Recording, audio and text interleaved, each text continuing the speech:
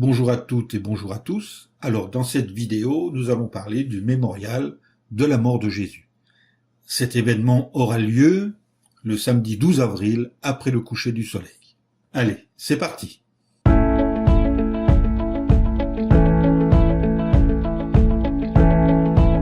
Une fois par an, les témoins de Jéhovah se réunissent dans le monde entier avec des millions de personnes qu'ils ont invitées pour célébrer le mémorial de la mort de Jésus.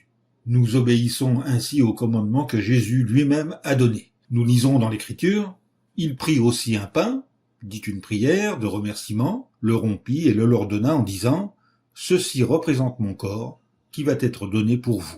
Continuez à faire cela en souvenir de moi. » Cet événement nous aide à comprendre l'importance de ce que Jésus a fait en donnant sa vie pour l'humanité. Il montre aussi ce que son sacrifice peut signifier pour notre vie présente et pour notre avenir. Dans l'Écriture, nous lisons « Car Dieu a tellement aimé le monde qu'il a donné son Fils unique, afin que tous ceux qui exercent la foi en lui ne soient pas détruits, mais aient la vie éternelle. » Alors dans cette vidéo, je m'adresse à ceux d'entre vous qui ne sont pas chrétiens et qui peuvent se poser des questions comme celle-ci. Pourquoi Jésus est-il mort? Et pourquoi Jésus? Je vais donc essayer de répondre à cette question le plus simplement possible. Alors Jésus est mort pour le pardon de nos péchés. Voici ce que dit l'Écriture à ce sujet.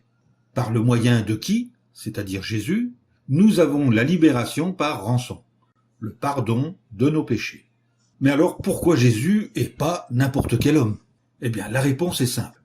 D'une part, parce que le premier homme, Adam, a été créé parfait, sans péché. Mais il a choisi de désobéir à Dieu. Sa désobéissance, ou péché, a eu de profondes répercussions sur tous ses descendants. L'Écriture explique, par la désobéissance de ce seul homme, c'est-à-dire Adam, beaucoup ont été rendus pécheurs. D'autre part, Jésus était parfait lui aussi, tout comme Adam l'était avant de pécher. Mais Jésus, lui, n'a jamais commis de péché. L'Écriture nous dit qu'ainsi, il pouvait être un sacrifice de réconciliation pour nos péchés.